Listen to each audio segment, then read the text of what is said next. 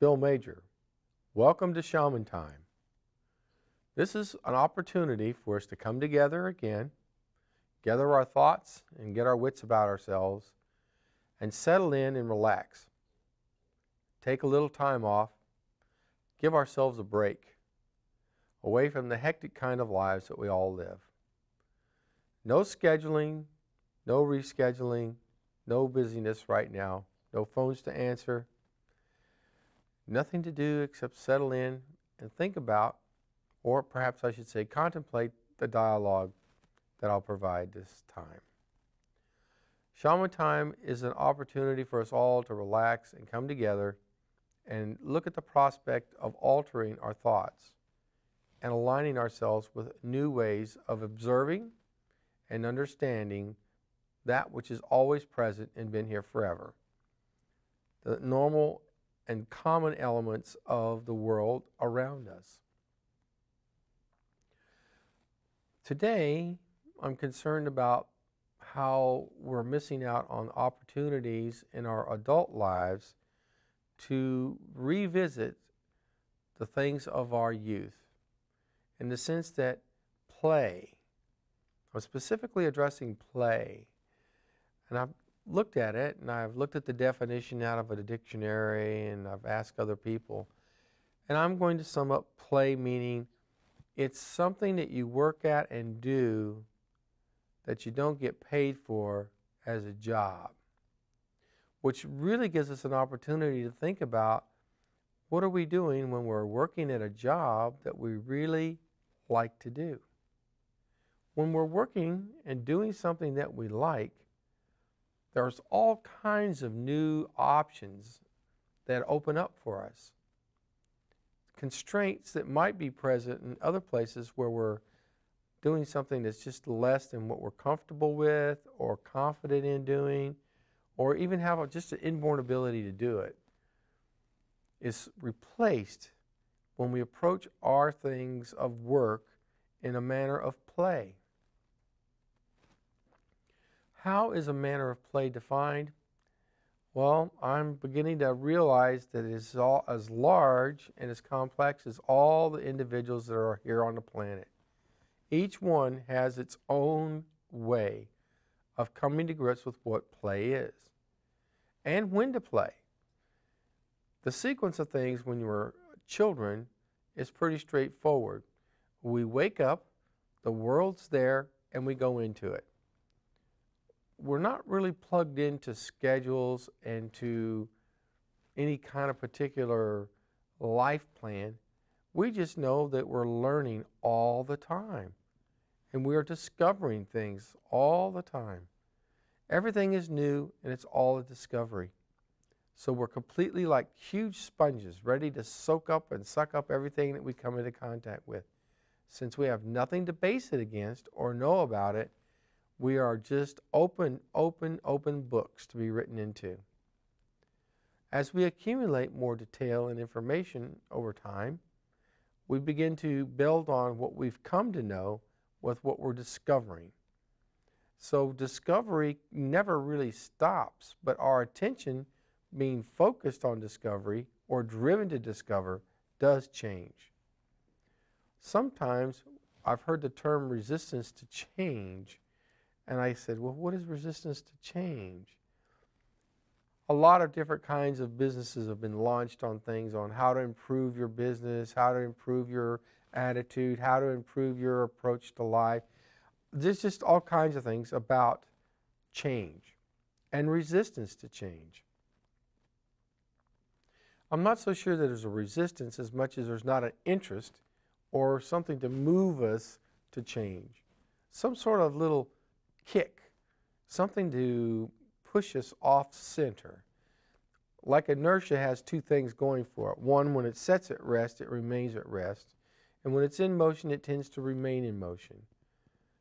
And since most of us are resting somewhere physically and spiritually and emotionally, it takes some sort of catalyst to get us moving at a more rapid rate, to have us decide to go and tackle some bigger questions in life, to look more to the future and change itself. And when we're disgruntled or unhappy or not pleased with something, we can search for change in many places. And this is where play can come in to help us to take small steps in exploring new and unusual options that are not necessarily the most obvious choices that can be made to retool ourselves to do new things and to do things that we enjoy from a sense or perspective of play. Playing is a natural phenomena. It's an outgrowth of learning. When we take toys and we stack blocks, we're learning the basic rudimentary pieces of gross motor skills in our bodies to begin with, as how we pick up and move things, but we're also getting the basics of some sort of stacking principles of how gravity will hold things in place where we put it. And if done correctly, we can create all sorts of skyscrapers and houses and little roads and things with blocks. Now, what do blocks and play, how do they connect? It's what's being done with the blocks. Now, in the physical sense, we can stack and make small buildings, and we can make mazes and other things that are challenging to our ability to manipulate the hardware, or in this case, the solid blocks. How about when we're playing are also rearranging our mental blocks? Our mental psyche is changed by what we touch and what we do and how we go about it. Attitude goes a long ways.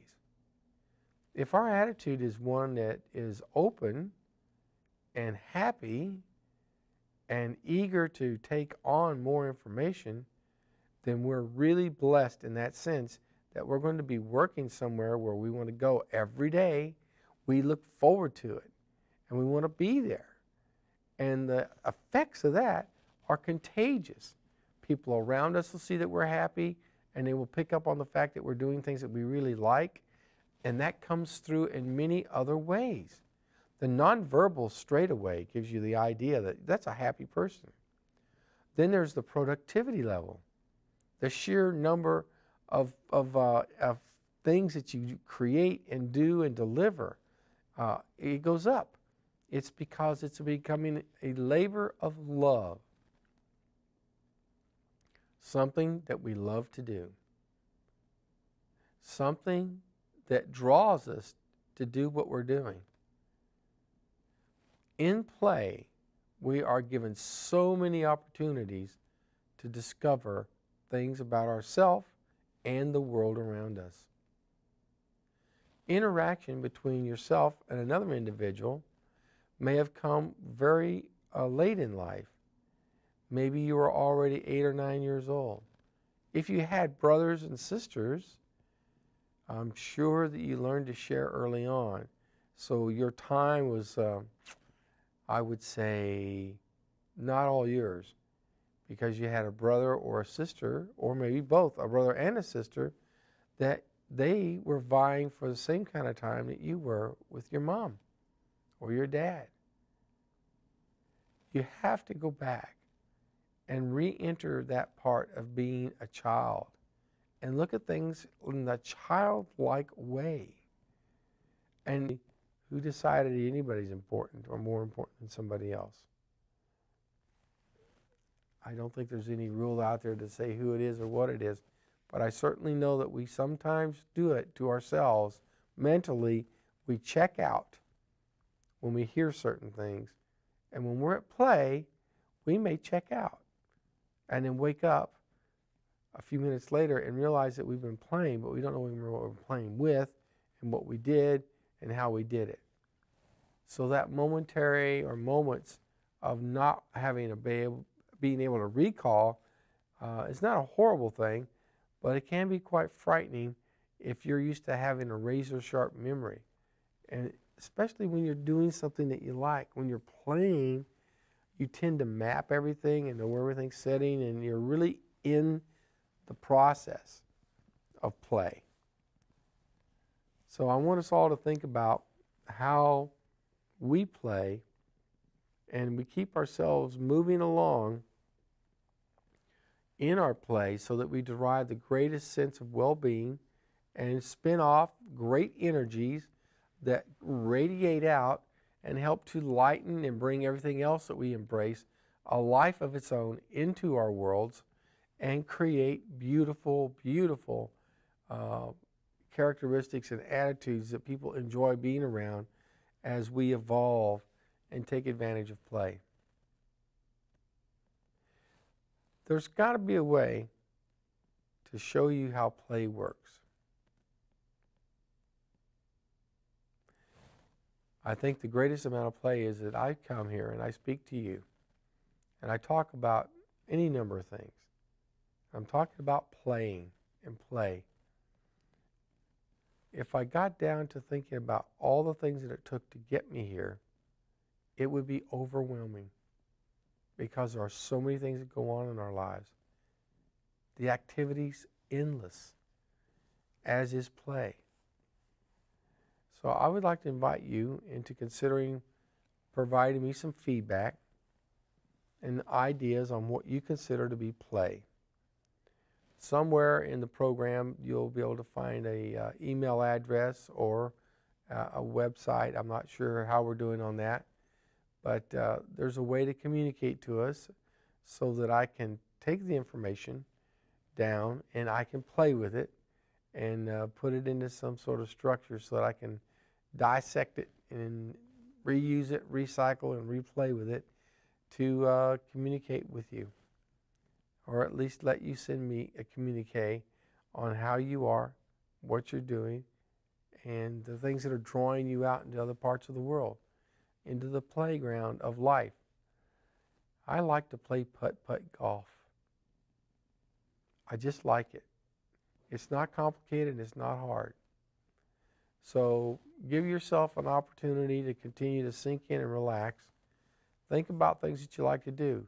You might like to play cards or build domino houses or I don't know. It's as varied as there are people in the world.